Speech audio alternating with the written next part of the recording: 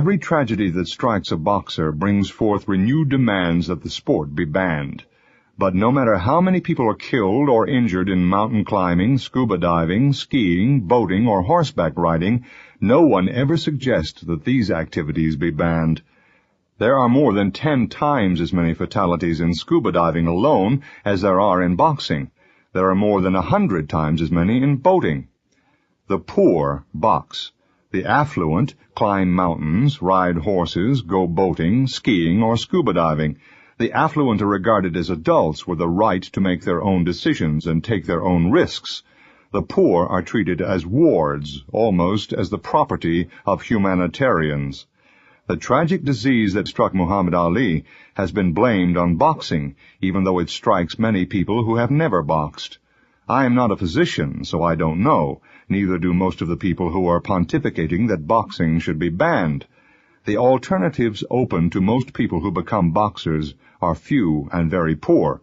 Only one heavyweight champion of the world has had a college degree, Gene Tunney, more than half a century ago.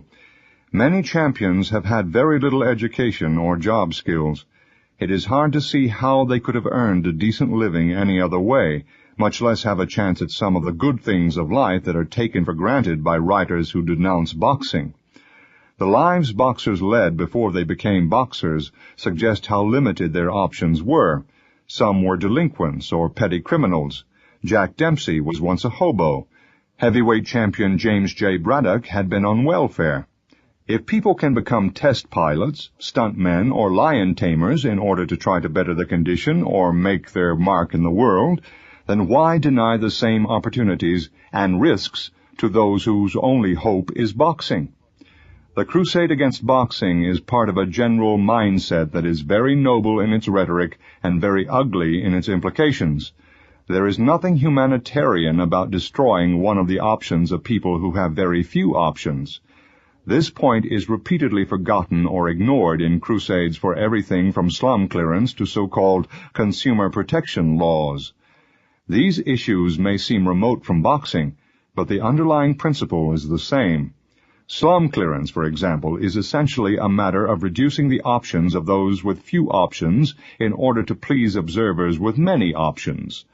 No one likes slums, including the people who live in them. Slum dwellers are well aware that there is better housing available elsewhere at a price.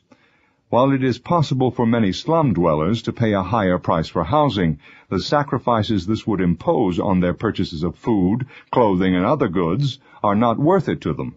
Otherwise, they would have made a different trade-off. Crusaders who push for slum clearance by government are simply reducing the options of the poor and forcing them into trade-offs that will please observers. Studies that show the former slum dwellers living in better housing after the slums have been torn down miss the point completely. They could have moved into better housing before if they were willing to make the sacrifices that have now been forced on them. An increase in the housing supply would represent more options, but government policy over the years has consistently destroyed more housing than it has created. This has been especially true of low-income housing, yet reducing the options of the poor through slum clearance is considered to be humanitarian. It is in fact the height of arrogance. Many so-called consumer protection laws likewise represent arrogance masquerading as humanitarianism. All sorts of goods are sold in different quality levels, with corresponding different prices. Different levels of product guarantees are also available, ranging from none at all at a flea market to money-back guarantees at more reputable and more expensive places. In short, consumer protection costs money like everything else. People already have the option of deciding how much consumer protection they want to pay for. What so-called consumer protection laws do is reduce the consumer's option. Crusaders decide how much protection is needed, and consumers are forced to pay for it, since businessmen are not about to absorb the inevitable cost increases. Once more, crusaders go away feeling noble after making people worse off. The repeated attempts to ban boxing are part of the same mindset. Boxing needs a lot better regulation. It does not need banning.